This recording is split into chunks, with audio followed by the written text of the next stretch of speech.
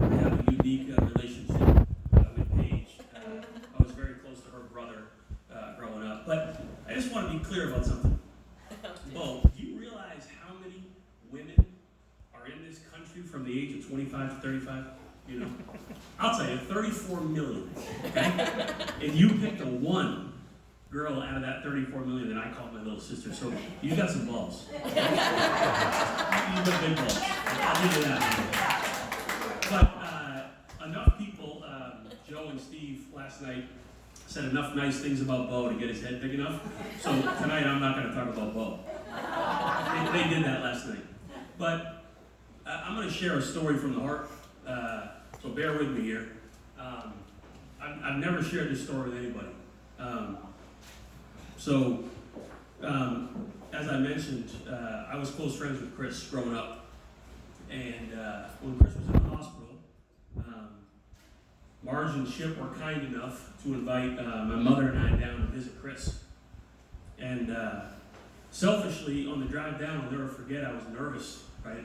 And I didn't know how to handle myself when I went in to see Chris. I didn't know whether to give him a high five, a hug, shake his hand. But when I walked in, I'll never forget it, I saw him, and in true Chris fashion, it wasn't a handshake, it wasn't a high five. He opened up his arms like this. And he gave me the biggest hug in the world.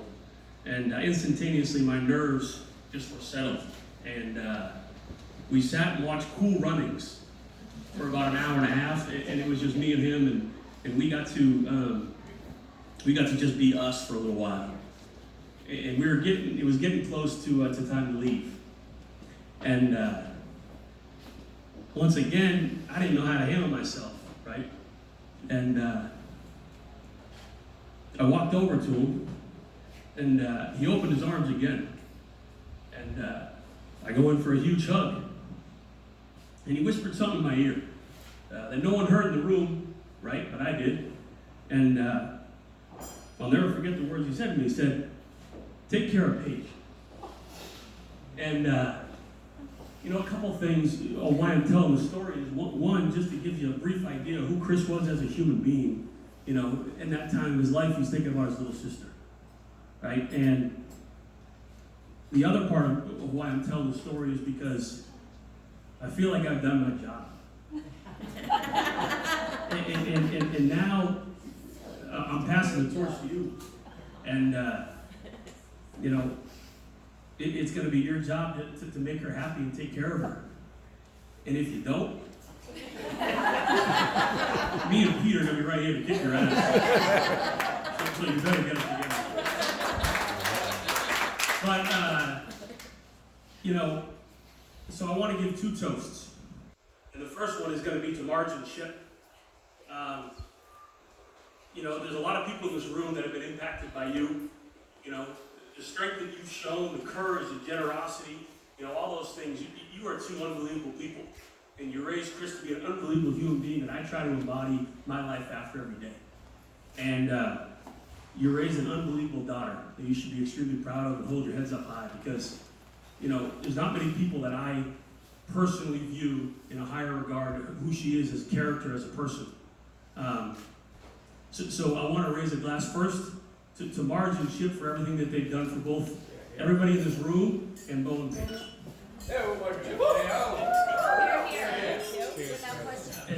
And secondly, obviously, to Bo and Paige, couldn't be happier. When you first came to me and said, "Hey Tim, I'm thinking about dating Paige." Boy, once again, you got some balls. But I remember looking him in the eye and said, "I just want you to be happy, man." And this past summer, I was up at the beach and I ran into Bo's father, Steve, and he looked at me and said, "It's just great to have Bo back." And he's extremely happy. And that's all I needed to hear, right? And watching them interact and watching you guys be together, I know you guys are extremely happy. And so one more toast, and then we can dance and have fun. But to Bo and Paige, I love you guys. And here's to a lifetime of happiness, and get going on making some kids.